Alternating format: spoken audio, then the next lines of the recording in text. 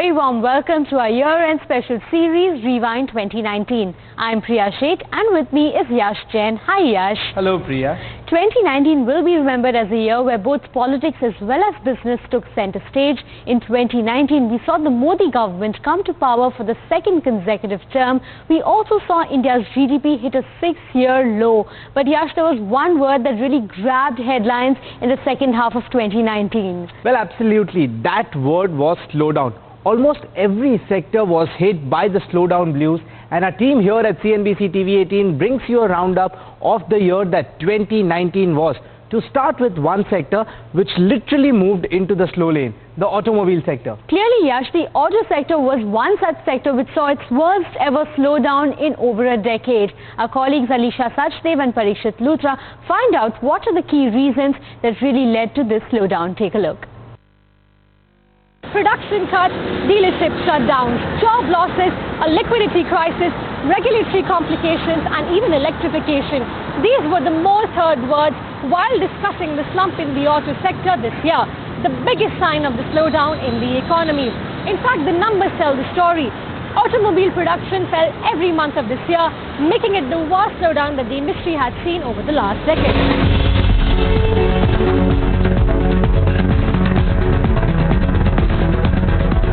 Industry leaders and the government had differing views on what was ailing the sector.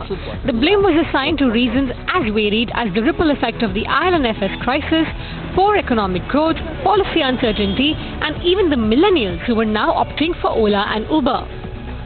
Mindsets of the millennials who are now preferring not to commit an EMI towards buying an automobile, instead would prefer to have Ola and Uber and everything else, or take the metro. Automakers themselves were divided in the beginning of the year on whether the sector needs government intervention in the form of tax cuts and SOPs. Pawan Munjal, CEO of Hero MotoCorp, said that given that two-wheelers provide basic mobility to the masses, there is an urgent need to reduce the GST rate on two-wheelers from the 28% bracket of luxury goods to that of 18% for mass usage items. Rajiv Bajaj, MD of Bajaj Auto, had a contrarian view. First, we have to ask ourselves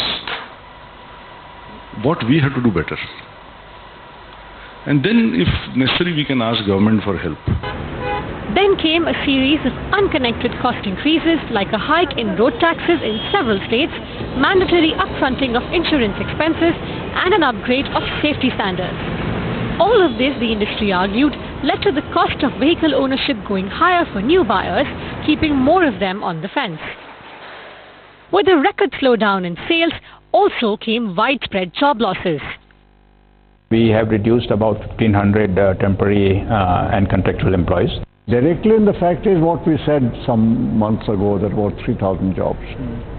But as I said, that's the tip of the iceberg. The slowdown was felt more acutely in the commercial vehicle segment. The impact of an overall slowing economy meant less freight had to be moved around the country. To boot, rules which came into effect last year had said that trucks could now carry higher loads. This also contributed to demand for new trucks falling sharply.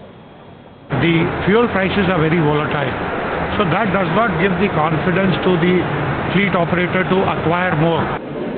To be sure, a slow 2019 did not discourage existing companies and new entrants from launching new products and technology. Hyundai and MG introduced the country's first long-range electric cars. Automakers like M&M, Tata Motors and Bajaj Auto put money into electric mobility startups, and new entrants like Kia and MG spiced up the dull market. Now, although 2020 brings in a cleaner emissions regime with the migration to BS6, which will meaningfully raise the cost of vehicles, industry honchos are fervently hoping that a mix of government action on the economy and a favourable budget will bring back some much-needed cheer into the sector. With Parikshit Luthra in New Delhi, in Mumbai, Alisha Sachdev. Well, Priya, when we talk about auto slowdown, all I can think about is the kind of criticism which the finance minister got when she blamed Olas and Ubers for this very auto slowdown. Another sector that felt the heat of